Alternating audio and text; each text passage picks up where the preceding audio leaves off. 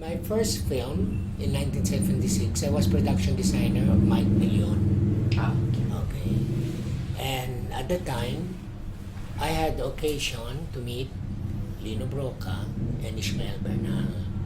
Ishmael dropped by our set in San Miguel, Bulacan, yung kay Mike De Leon, 18.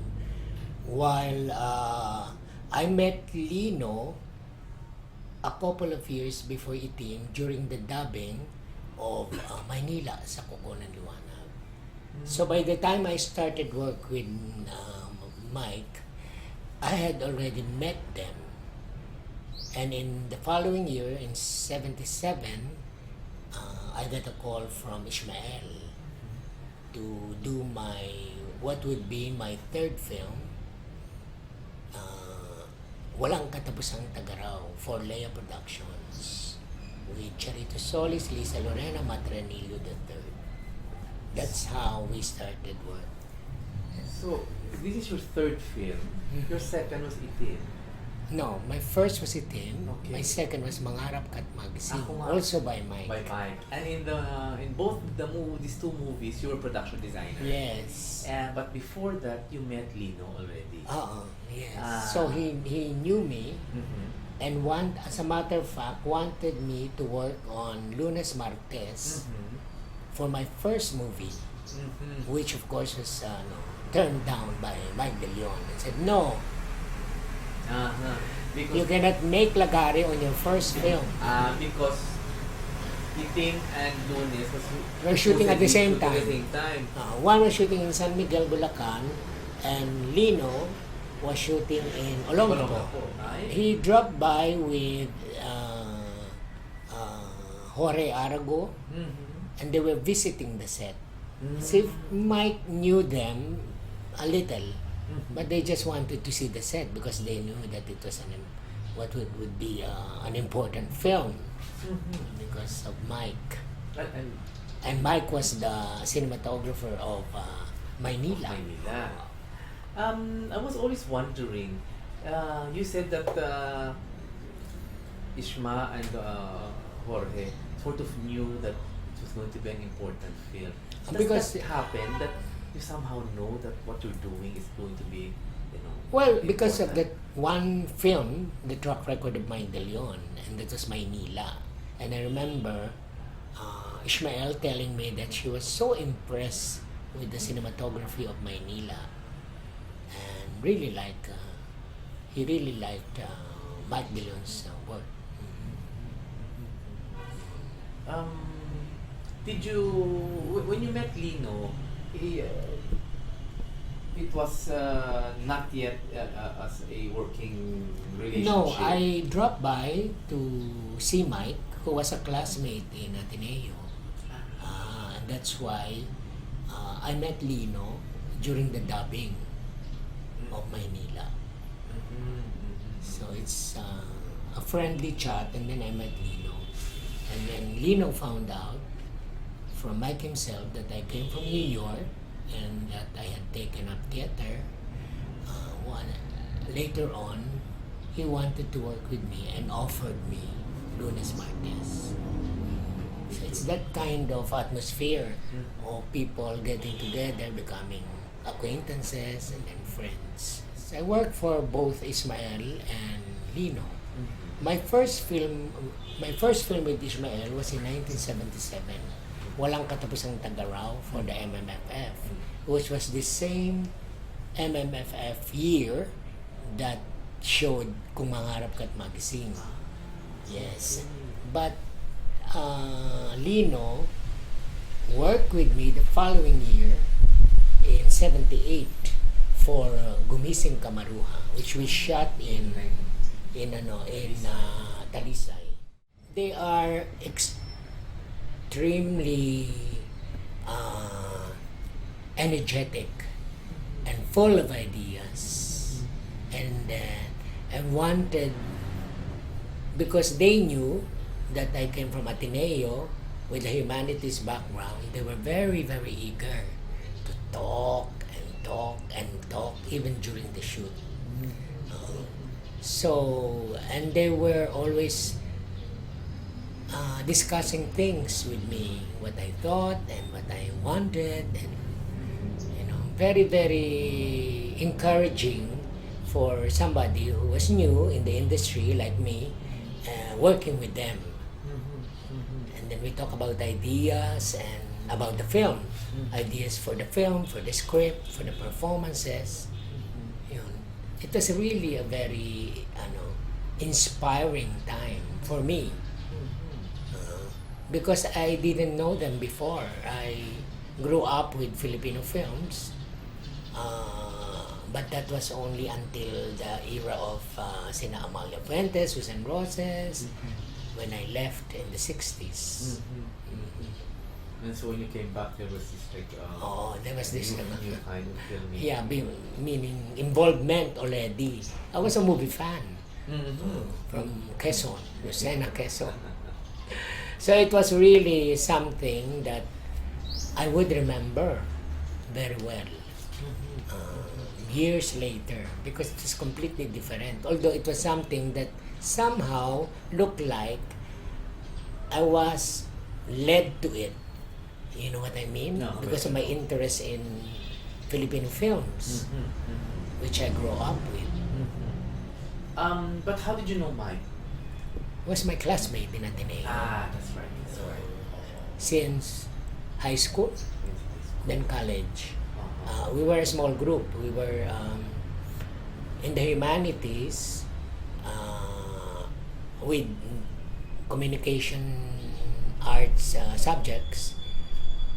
Mike and I, we were classmates with Loris Guillen and the late Ellen Wan Singh at that time, two of our college theater actresses. And Doy Del Mundo. Is it all in one batch? Doy was a year behind us. We were ahead of Doy. Mike and I. We were all under humanities. At the time that Mike directed Itim, they started mentioning the words. Before, they used to use art director, not production designer. And then during the time of Itim, which was 1976, they started using the term production designer after maybe foreign films, because of the foreign films, So, gustong-gusto talaga ni Ishmael to work with somebody who could talk production design with them. That was also the time that Peke started working with Lino and Ishmael. So they saw the importance. Especially, I would think, Lino, who had a background in theater with Peta. Well, that time, I was very fortunate because that time, aside from the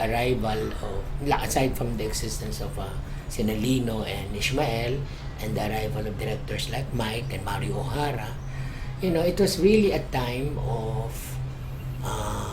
great camaraderie among directors. And that was the time that we started the Directors Guild of the Philippines, at the time known as Kapisanan ng mga Direktor ng Pelikulang Pilipino. That was also the time when we had Manila International Film Festival, organized by then First Lady Mel Marcos. So we would attend the film screenings and meet foreign programmers. Kami grupo yan eh. A group. And Loris and Marilo Abaya and Lino and Ishmael and everybody. So it was really a time of great creative production. We would meet during Directors Guild meetings, but we would also meet as a group, as friends. We would be watching the important movies, foreign important movies, as well as keep on discussing. Si Lino would talk about the films that he had seen. Let's say when he traveled abroad in the festivals. Si Ismael would talk about anything, books and films and and philosophies. Very stimulating. It was a very stimulating environment. And it started at the time, and in a way I was the newbie. I was the bago. Diba? There is a myth that they were antagonistic toward each other, that they did never agree. That's not true. It showed during our time with the Directors Guild because they were there, present, talking, So they were discussing. Yeah, they're friends. They were friends. Yeah. Maybe it's the fans or the audiences or the readers who put this a kind of informal competition between the two of them. But when you talk to them, there's nothing like that, I think they were more interested in the kind of films that each is will distinctly do, with these capacities. One is very different from the other. So how many movies did you do with Brocka? Quite a number. Same As thing with production- Ishmael, yes. As production designers. There was a time I was making lagare Mhm. between the two films. One in Manila, one in Pampanga. Both Brocka and Brocka and Bernal here. Bernal. Salawahan and Inakapatid Anak.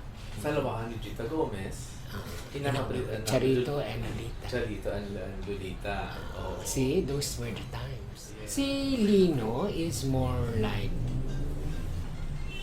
if he trusts you, he will leave you.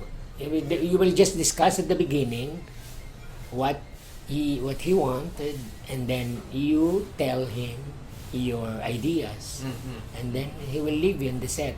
Si Ishmael would like to discuss it even in the set, talk about it. He enjoys discussion of ideas. And they were both very, I would say, generous about with their comments or about your work, about the value of your work. Very generous. That's why for the longest time, so many years, I was working on their films almost simultaneously. I was very busy at the time, in the 70s. Because you were probably a favorite of them as production designer. Well, maybe, I don't know, but I know that they enjoy talking to me. So, I enjoy talking to them. I enjoy talking to them very, very much. The ones that I remember very well with them were not really the ones that I work with. Okay. Yeah, like, for instance, for example, the films of Lino, like In Shang and Jaguar and Kapit sa Patalim. At that time, those films came out. Well, In Shang, not so much, but Kapit sa Patalim and Jaguar. That was the time that Lino and I were almost always together because that's part of his life. that part of his life, because he was going abroad to Cannes.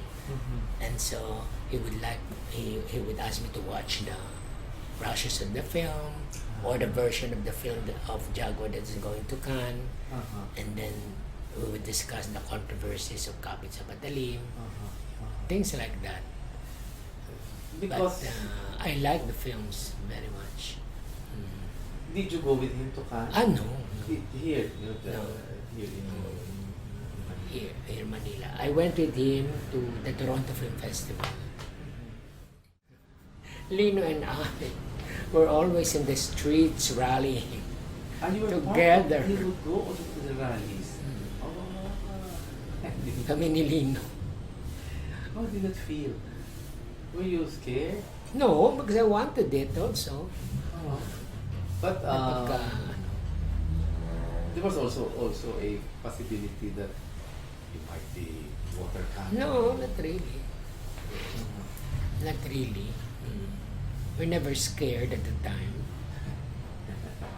Yes, we were always street parliamentarians. Yes, we know that very well. Was it Lino who asked you to join? No, or on your own also? no, Uh-huh. not really.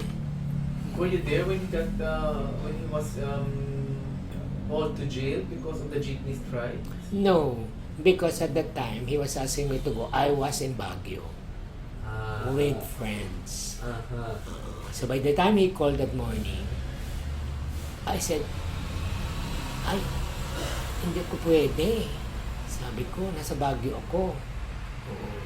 And then, that same morning, I found out, I heard over the radio, nahuli na si Lino at si Ben That's si Ben Cervantes. Cervantes. So, So, yeah, I visited them. uh-huh. I was even there during their trial So, with Miriam Santiago as as the judge. judge, yeah. That was like a scene from a movie. When they got the what do you call them, the detainees Mhm. inside the bus. Diba? Mhm. And I was looking at them. Si Lino was looking at me. Ano ba ito? Parang pelikula. And I read that there were rallies outside. Yeah. It was one of those times. Those were the exciting times. So how was it like to have Miriam Defensor and Lino Brocka in one? She looks so young. At the time. Oo, she looks so young. Sina ano pang lawyers ni Lino nun eh, the ones who were helping him. Sina Heidi Yorak. All-star cast. Oh, star ka. Frank Chavez. I think, if I remember correctly. All-star cast yun. Uh-huh. So Heidi was there together with Miriam and then Lino. Lino. And then sina Frank Chavez, sina Arno Sanidad yata, and the other lawyers. And then Ben Cervantes Oo. was also there. Si Ben, Uh-huh. who was the more talkative. Although talkative si Lino, but beside Ben, Lino is quiet, no? Ben is so talkative. It was a really exciting times. As Lino used to tell the foreign audiences, kami, sabi niya, we shoot in the morning and rally in the afternoon. Same day. Which is true, which happened before to both of us. So there were times when you'd be working and then you'd leave the yes, set. and then we'll just go and pack up and say, rally. Mm-hmm. What did the producer say? Wala. Tapang naman si Lino eh. Mm-hmm. And Ishmael was also the same. He was also. I've worked with a lot of different producers through Lino and Ishmael. Mm-hmm. That's what I'm grateful for. You know, having worked with a lot of different producers in their films. And I think they respect them. Eh. Okay. The producers respect Lino Uh-huh. and Ishmael. Na despite their stance, they are so creative and talented. There are certainly big productions like Regal at the time and Viva that have their pool of talents. But also the producers associations have different independent producers who were also active. So it was not really, although may prominence in some of the productions, hindi naman left out the other productions. Okay. At the time that we were working together, for example, Regal was already there and Viva was already there, but Lea Productions was still doing movies with Ishmael and Lino. And then Tagalog Ilang Ilang Productions, and then yung Sampaguita Pictures, Manaichu, who had produced Rubia Servios with Lino Brocka at the time. So Rubia Servios was still Sampaguita? Hindi not the family that runs Sampaguita. I think it was produced under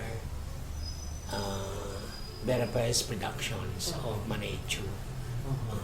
So, yun. Ang dami nila. A lot of them. And so did it feel like a small community? It is At a that community. time, you know, It is small, but it is a very, what do you call this? It is a very comforting community because they're all together.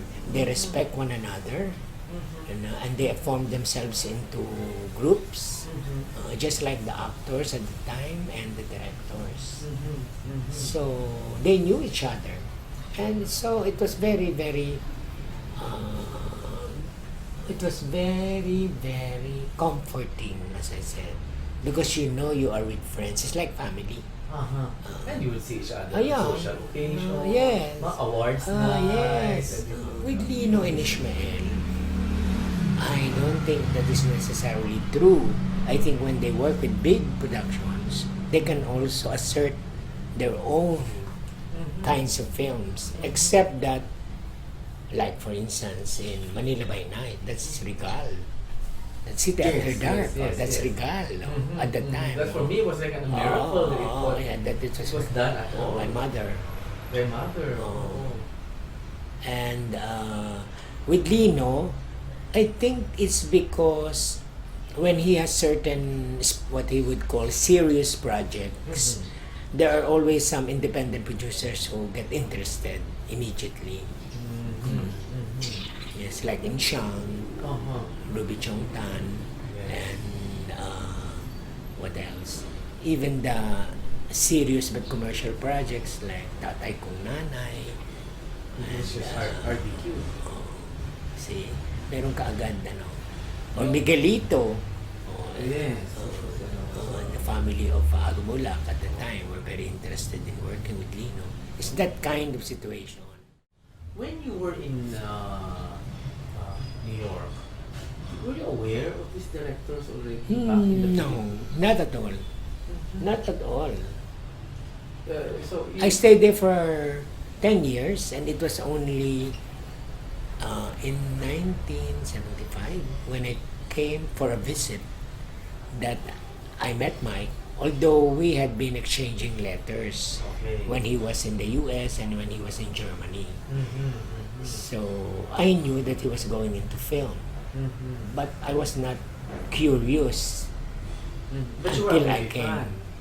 I was a movie fan. But at that time, syempre, movie fan ka, well, you become movie fans also of the, at that time, the serious European art films. That was the time of, Fellini, Antonioni, Bergman, Kurosawa. So, yun ang laman ng utak ko. So, when I went back, that was also what I think Ishmael and Lino enjoyed. They enjoyed discussing what they think are important non-Filipino films because they're also fans. Yung magaling, di ba? Maganda. And obviously, yung what do you call that?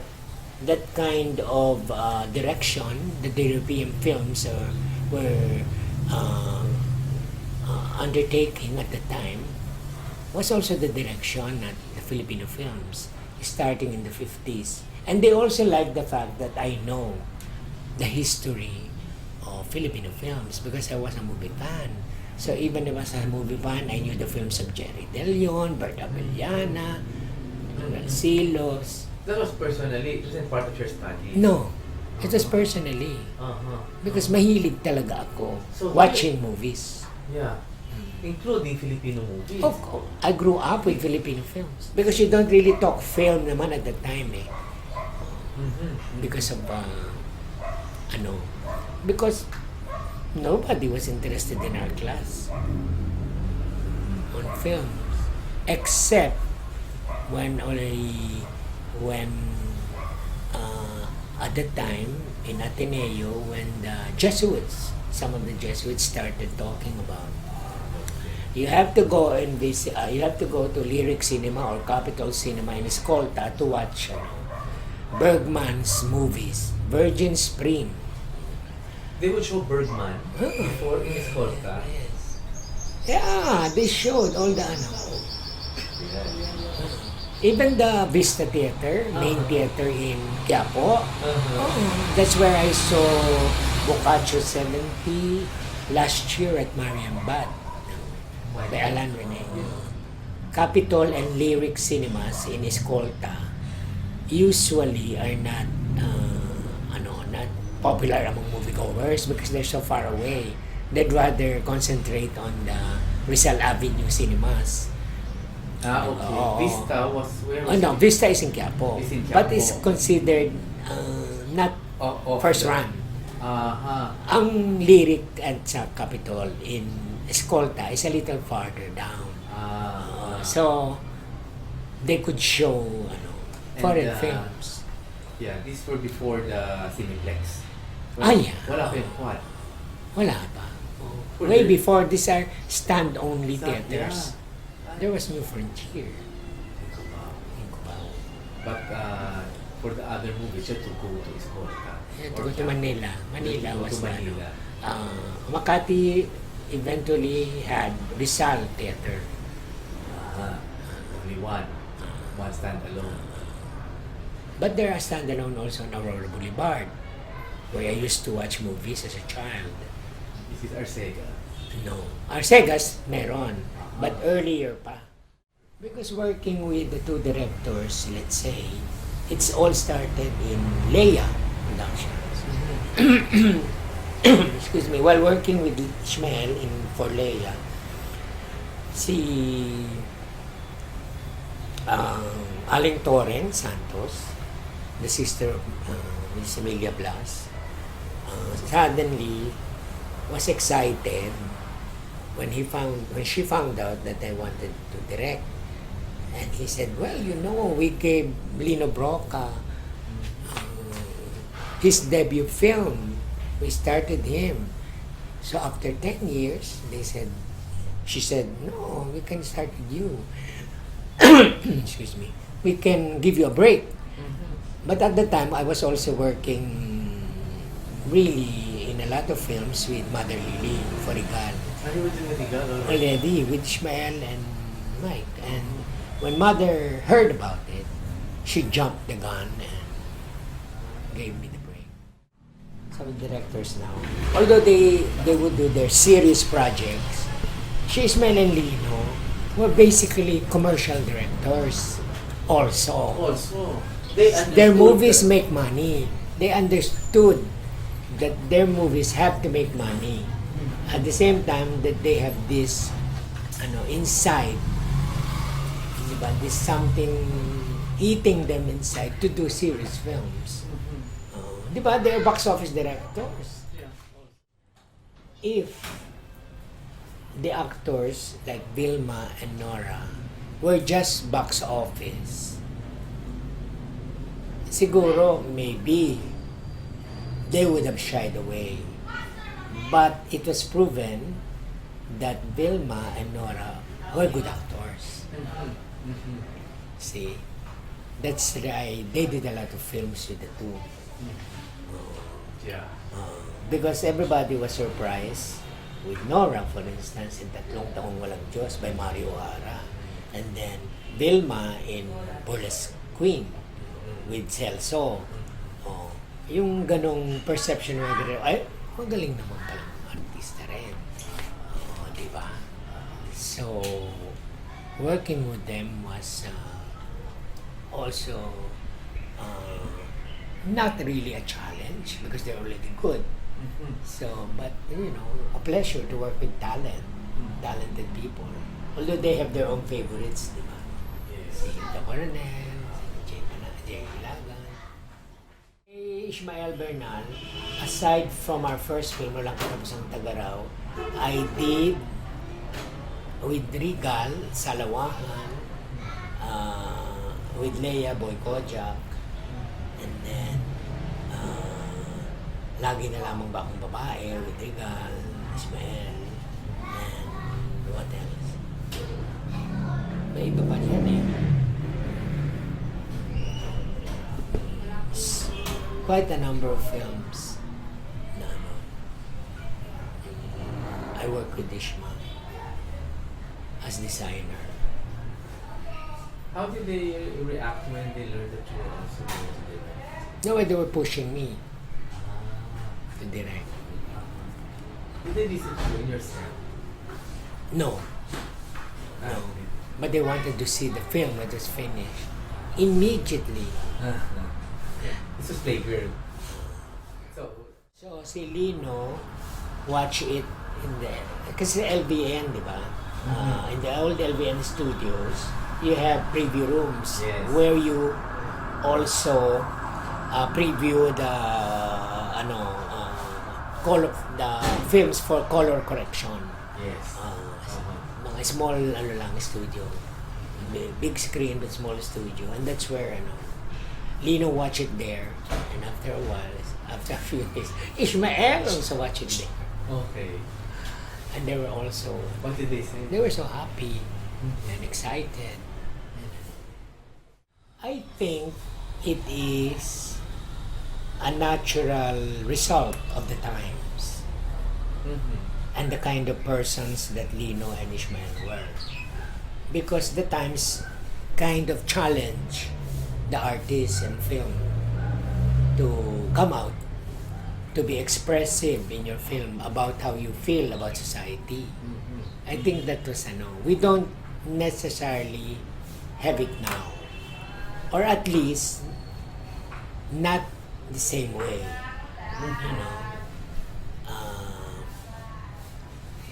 It is essential, on the other hand, if you find yourself in that environment, it is essential to be like a Lino or a Ishmael, in which your own personal views, your own personal feelings about your society or your country are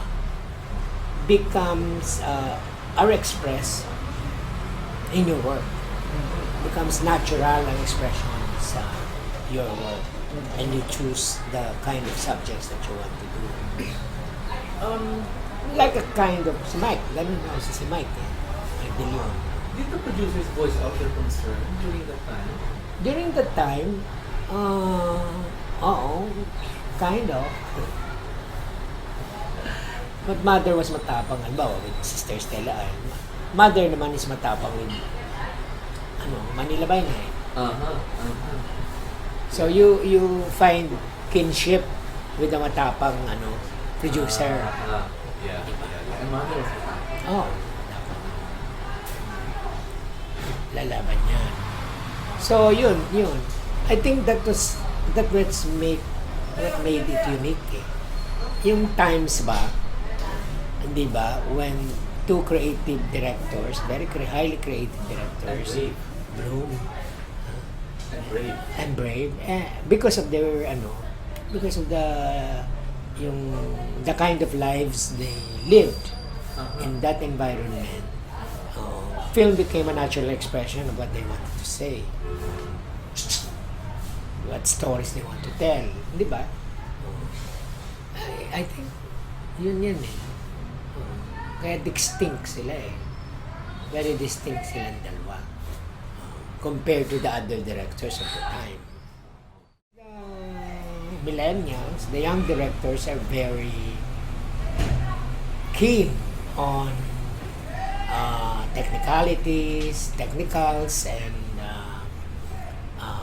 how a film should look finally, and aside from the budget that is problematic all the time, but they are very highly sophisticated in their handling of camera and sound.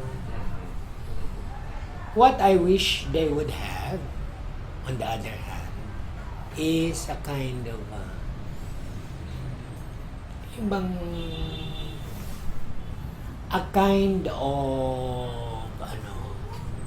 need to not only just look around for stories, but to say something about how you really feel about something, and then create a story out of it. Di ba? yung I think that's what make a director distinct, eh. Diba? That he is from this section of society, but he feels a lot about certain things, and those certain things will find expression in what he does, rather than just look around for stories. Parang nakadetach ka. Yung gano'n. That's what that we want to find not only good directors and good films with good technicals, but somebody who has a voice, somebody who will be distinct, different. Para iba siya, iba yung niya. Maybe it's asking too much, but there would be. Before, we never thought that there would be a Lagias who is very distinct about his cinema. Meron pala. Although came in late, di ba? Sila. Yeah, he's already mature na. To say that if you make movies, it is something that is of yourself and where you. No, but not necessarily literally. Uh-huh. That because you grew up in Lino's case, Nueva Ecija, it will be about, hindi ba, the life in Nueva Ecija. It could be something else, but at the same time, you might have experienced it while you were young. Like Tinimbang. Tinimbang was a small town story, but it is not. You don't say na, oh, Lino is that boy. You don't necessarily say that. Yeah, It is just that this story came from this intention to tell a story of injustice in a small town. No? Even if Lino might not have experienced it himself, but it is something that he's interested in. No, it's unfortunate. Even the filmmakers, I think, not only the students, they're not familiar with the history of cinema in the Philippines. I think it is unfortunate because as far as I know, even when I was studying drama abroad, when you talk with students, they're so knowledgeable about the history of theater, of performance, of design in theater, and then later on in the movies, it's the history of it's the history of movies. They talk about all the time because these films are available all the time in small cinemas, now on tape, now on disc and everything. Because part of you naman should be interested. Right? That's what I found out. That's why when I was even doing workshop, I said I'm shocked. Kayong mga students of acting, you don't even know the actors of the past. You don't even know the kind of performances they've already given. You're giving me performances now that you think are great. You should watch them. Hindi ba? Ayun yun ang feeling ko. For as long as ganun ang attitude, mahirap because you think you're doing something original, yung wala ginawa na. Ang dapat sigurong i-emphasize, aside from the history, the centenary, A centenary, of the film, yung history natin. Aside from that, I think we should celebrate naman the arrival of new technology in film, as well as young talents, that there is an interest that should be encouraged. Except that, as I kept telling in Cinemalaya, it's no longer the number of films. It's the kind of talent that you give birth to. Maybe original, maybe, Now is the time. Because so many are interested. So now is the time not only to do a unique story that's different from everybody else, but sino ka?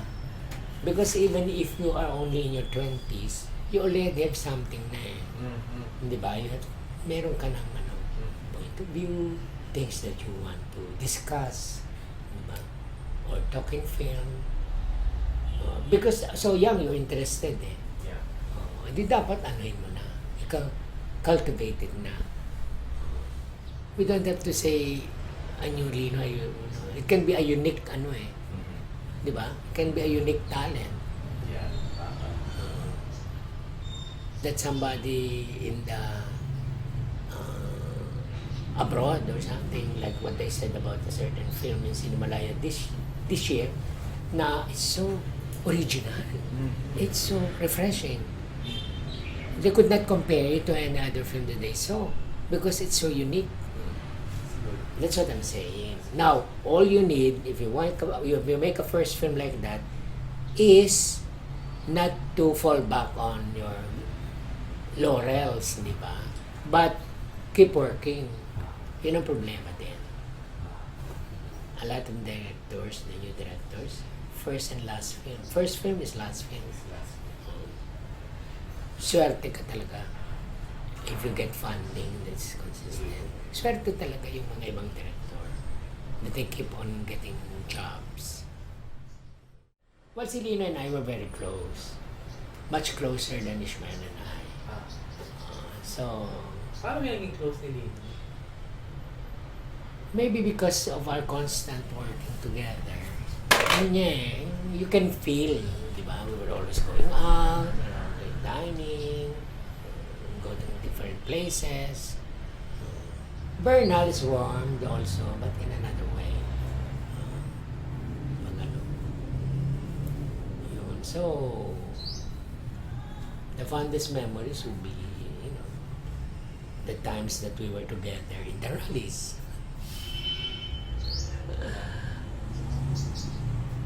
The times that we were together in the director's guild and the workshops out of town, things like that. And abroad. So, but close ka rin naman mga director, even sina Marilu, Loris, the other directors. I was sleeping. And then the phone kept ringing. It was my production designer who told me that he heard over the radio that Lino had passed away. So, I called up his friend, Boy De Guia.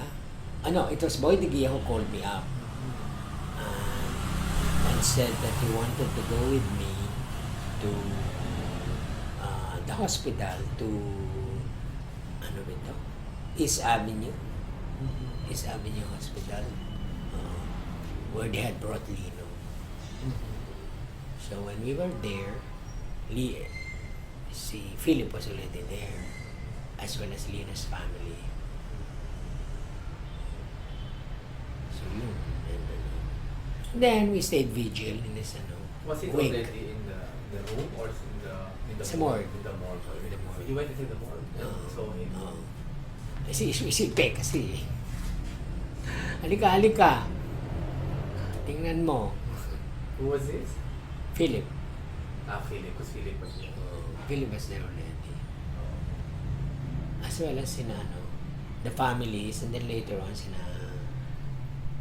Mrs. Ugan Reyna, sina Tita Mitz, and then sina Raquel Villavicencio, and sina Bibet, Ortesa, close friends. It's an accident. It was very shocking and sad. I don't think both of them, Ishmael and Lino, would like to grow old.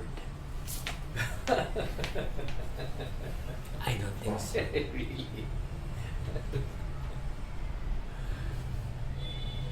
Masyadong sila. Passionate, energetic.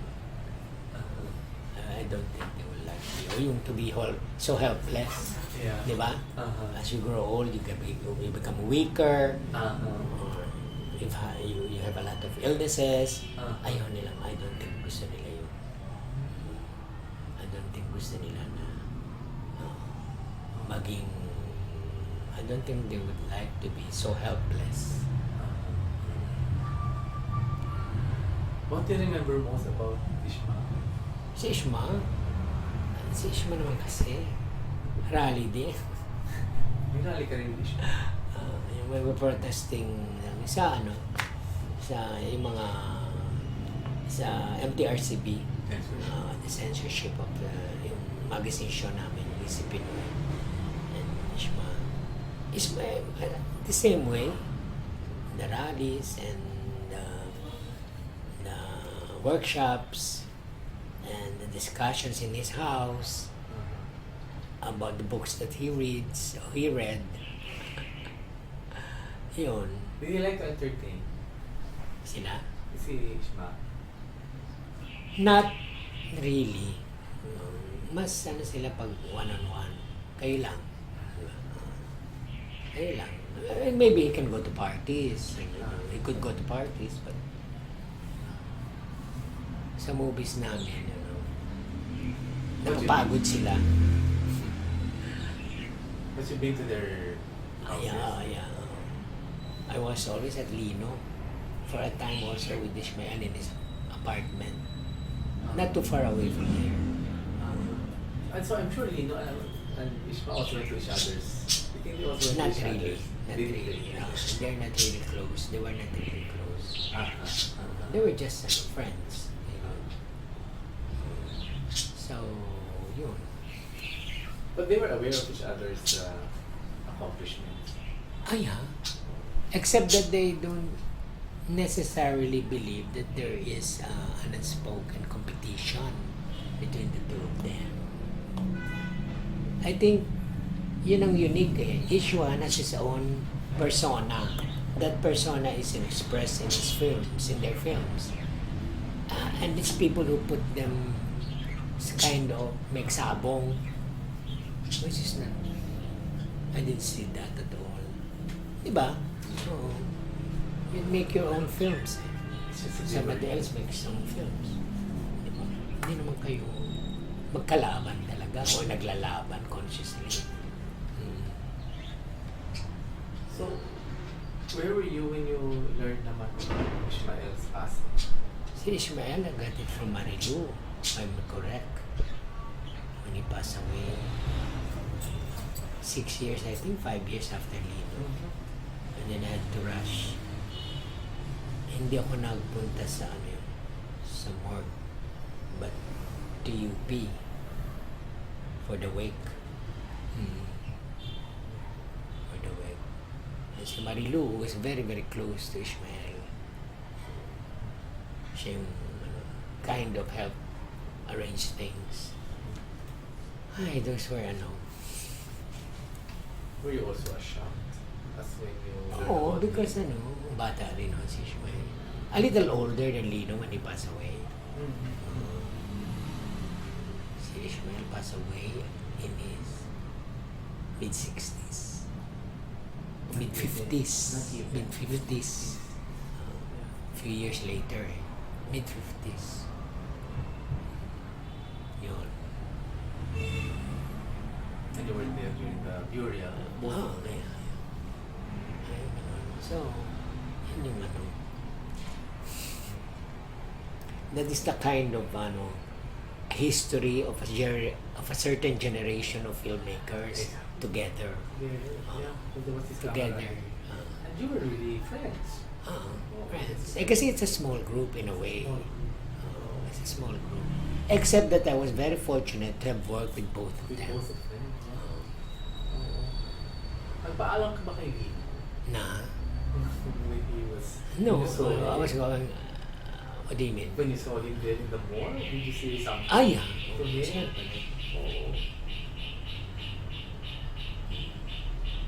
What did you say? Personal. And also for Ishmael. Ishmael. In a way, siguro yung when something like that happens, in a way, because of the kind of experiences you've had with the two directors, yung parang alam mo na, well, di ba? Sooner or later, it will come. Di ba? We're walking the streets and rallying in the streets. I mean, it's not exactly a very, di ba, secluded life. Di ba? So there are always challenges, and you're meeting challenges. matapang pareho eh. Ah. Parehong matapang sila. Yun. So, medyo ready ka na. Yung matapang kasi nila, matapang na vocal. Na vocal. Bihira yun eh. It's a rare trait. I realize. Pwede ka rin matapang na quietly. Matapang na quietly, pero siyempre iba yung matapang na pag nagsalita ay talagang titigil ka. Oh. Si Direk, oh.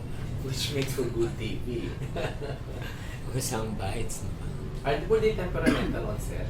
Sino? Si Lino at Ishmael. It's not Dino eh. Ishma pa. Si Ishma. Natapunan ka ng script. Script, silya. Mumurahin ka sa harap ng tao, sa kalye. I think ang legacy nila, what we have been discussing, is first of all, the kind of films that they made and the kind of lives they live na in a way was reflected in their films. Yun ang legacy, yung persona and then the film. Yun ang legacy nila. And that legacy is one of, on one hand, you compromise. Di ba? Because you do your commercial films. Di ba? In order to make the series films. But you are also, the films that you do, which may be commercial, do not blur your vision when the time comes when you have to do your serious movies. Hindi siya naapektuhan. Di ba? I think, yun eh. And then, the films, in a way, reflect the courage that you show in your private life. Di ba? Being outspoken about issues, about society, about martial law, about, the downtrodden, and, the displaced people. So, yun ang legacy nila. It's almost, it's almost parallel. Sila?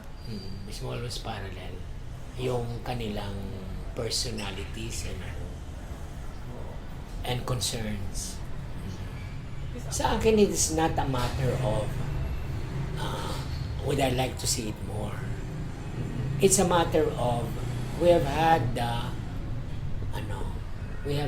the pleasure of having these two directors of that kind of personalities. Now, there might be some who might also have or show that kind of personality, but in a different way. So if they will let it come out, they will be natural enough in their films and in their private lives to let it come out, then fine. But for us to say, we would like to see it more, baka hindi nila ma-carry, ma-bring off yan eh. Distinct naman kasi yung personalities ng dalawa. Diba? They could carry it. Parang bigger than life sila as directors eh. Diba?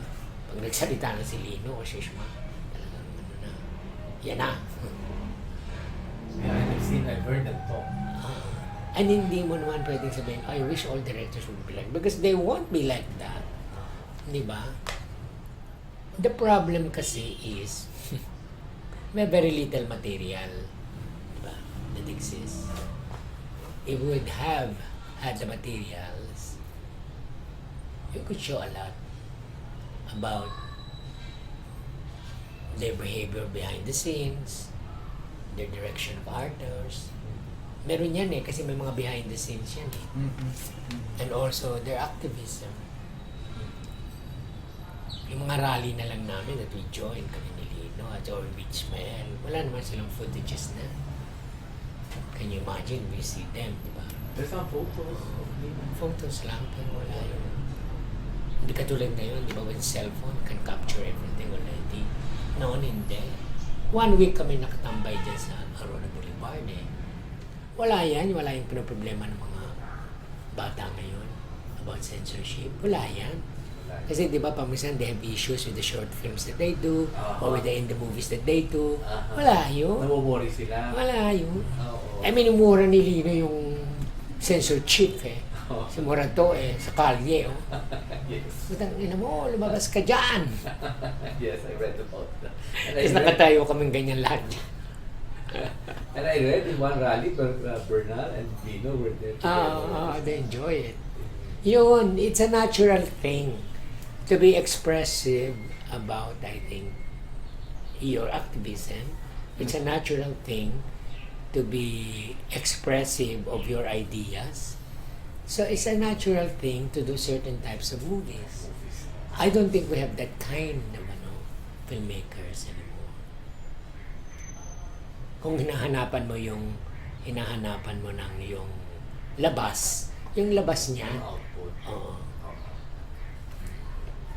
Even in this situation that we have right now. Oo, even in this situation right now, Which is di ba? actually a lot. Which is, it's a lot, no? Pero wala nung ganun eh.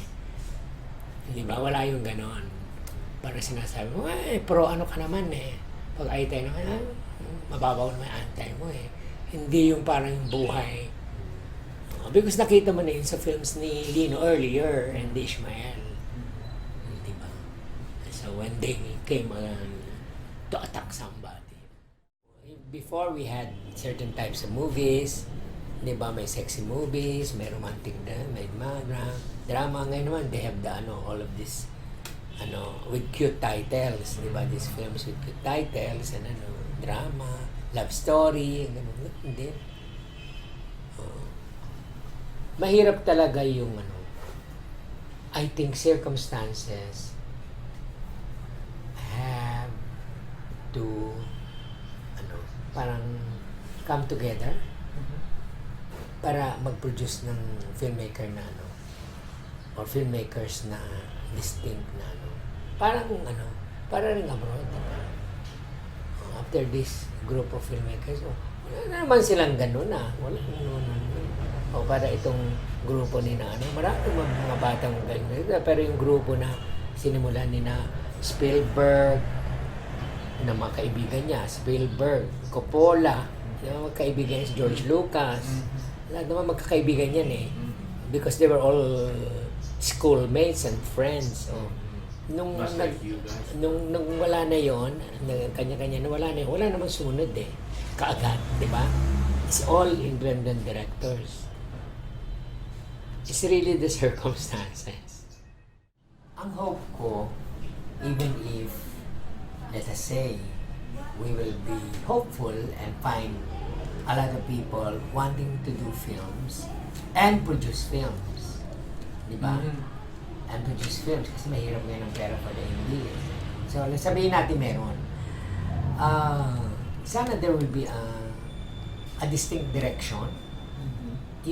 Parang you can feel na it's going somewhere. Maybe because of the type of movies that we make. Maybe because of the kind of filmmakers that we see. Parang sa time namin, di ba? Nung may Brocka and Bernal, parang may distinct na itong mga director na ito, parang parang may direksyon na pupuntahan, na gustong puntahan. Ang dami, di ba? Sulputan ng mga indie directors. Sulputan ng indie festivals, di ba? I want to see the direction. Saan pupunta yan? Diba? Saan pupunta yan? That's what I want. That 2019 celebration will make clear. Saan pupunta lahat ito? Sabihin ko kay Liza Dino. Who was my actress. Saan pupunta lahat yan? Funding lahat. Tapos, anong direction yan? Should it be the institutions or the I government don't know. direction? I don't know. Magkagaling ba yan sa isang... Manggaling yan sa mga bosses ng mga young filmmakers themselves. Diba? This is the kind of direction we want our movies to take. Or our, it's not only, sige, sali ka sa festival na ito. Pagkatapos sa labas mo, hindi ka naman Hindi ka naman kinagat sa labas ng festival o maski sa festival hindi ka kinagat. O saan ka pupunta? Saan ka pupulutin? Hindi yun eh. It's mas malawak, mas malaki. I don't know.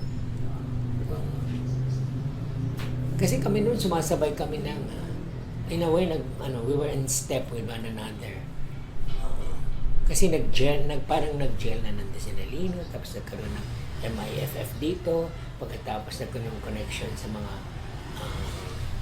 programmers. Wala ganun siya. So, ano yung direction that time? Oo, yung parang how to do this kind of movies. We have to do this kind of movies despite the commercialism in which we found ourselves in. Diba? But we have to do this kind of movies. Why? Because ito ang gusto natin. Until it gave birth to our participation in festivals or iba-iba. Yun yung simula. Kasi noon, di ba, Manuel Condes, Genghis Khan went to but it's solitary. And the other films they made in the ASEAN festivals, okay din. Pero wala yung parang sama-sama tayo, pupunta tayo doon. Parang meron kami noon.